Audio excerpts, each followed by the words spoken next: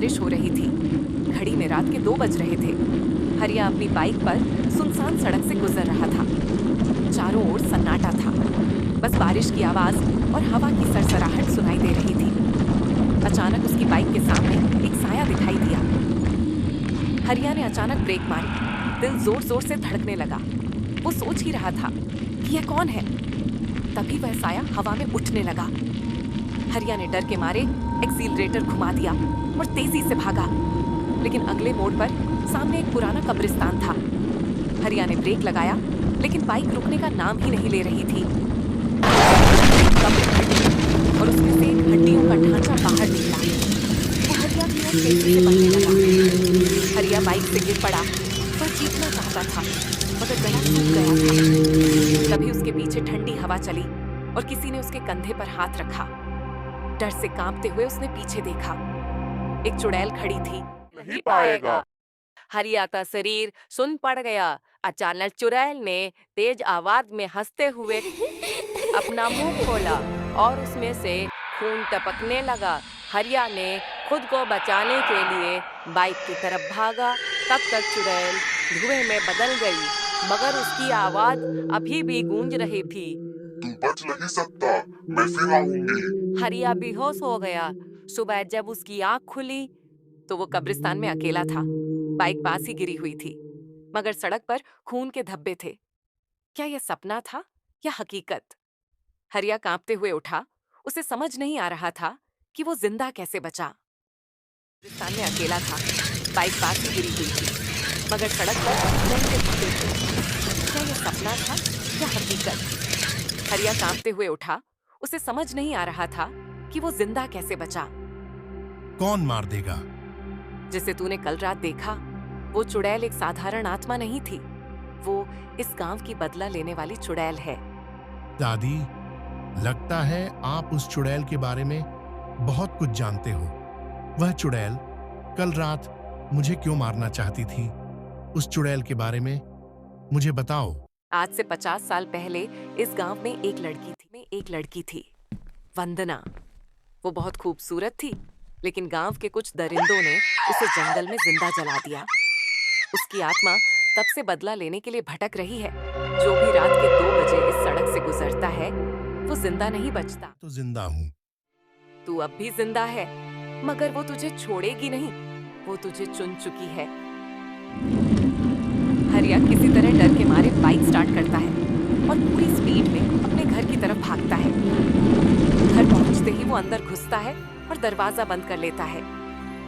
दिल जोर से धड़क रहा था, लेकिन असली खौफ तो अब शुरू होना था। दरवाजे पर किसी ने दस्तक दी। हरिया सांस रोककर खड़ा रहा। हरिया, दरवाजा खोलो।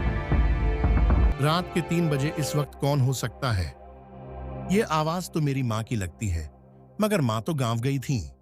हरिया धीरे धीरे दरवाजे के करीब गया। आंखों में डर साफ झलक रहा था। उसने दरवाजे के छेद से बाहर झांका और तभी उस दरवाजे के दूसरी तरफ वही सफेद साड़ी वाली चुड़ैल खड़ी थी। मुंह से टपकता खून और डरावनी हंसी। हरिया चीखता हुआ पीछे हटा, मगर तभी कमरे की लाइट खुद ही बुझ गई।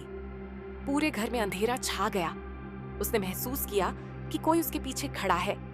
ठंडी सांसें उसकी गर्दन को छू रही थी, लेकिन दिमाग चीख रहा था, मत देख, मत देख। मगर उसने देखा, पीछे वही लाल साड़ी वाली चुड़ैल खड़ी थी। आंखों से खून बह रहा था। हरिया के पैरों में जैसे जंजीरें बंध गईं। वो भागना चाहता था, मगर शरीर सुन्न पड़ गया था। चुड़ैल ने धीरे से अपने हाथों से हरिया के चेहरे को छू लिया। अब तू मेरा है। हरिया की आंखों के सामने अंधेरा छाने लगा। पूरा कमरा घूमने लगा। वो जमीन पर गिर पड़ा।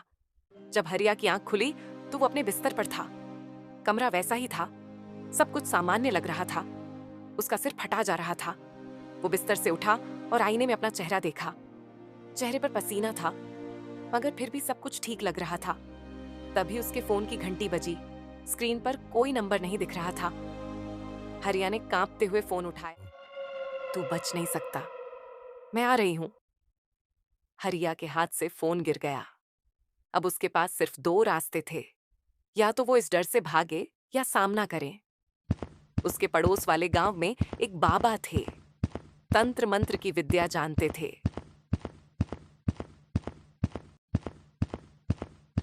अगर तुझे इस श्राप से बचना है तो उसे वहीं रोकना होगा जहां से यह सब शुरू हुआ था।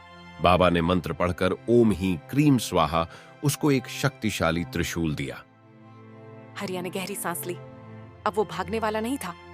रात के 2 बजे वही सुनसान सड़क, वही अंधेरा और वही कब्रिस्तान। हरिया का दिल तेजी से धड़क रहा था। तैयार था। तभी अचानक मैं तुझे छोड़ सकती थी, मगर तू खुद ही यहाँ चला आया। आज तेरा खेल खत्म। वो हवा में ऊपर उठी और सीधे हरिया पर झपटी। हरिया ने तेजी से त्रिशूल उठाया और गाड़ दिया। त्रिशूल से एक तेज सुनहरी रोशनी निकली और सीधा चुड़ैल से टकराई। अब जल और हमेशा के लिए खत्म हो जा। नहीं सकती। आखिरी चीख के साथ चुड़ैल छलकर राख हो गई। हवाएं शांत हो गईं और कब्रिस्तान फिर से शांत हो गया। उसने अपनी बाइक स्टार्ट की और घर की तरफ चला गया। दोस्तों, कहानी कैसी लगी? कहानी को बनाने में काफी समय लगता है। दोस्तों, आप अपना प्यार जरूर दीजिए। मैं आपके लिए ही कहानी बनाता हूँ। वीडियो को सब्सक्राइब करके बेल आइकन को ऑन कर लीजिए।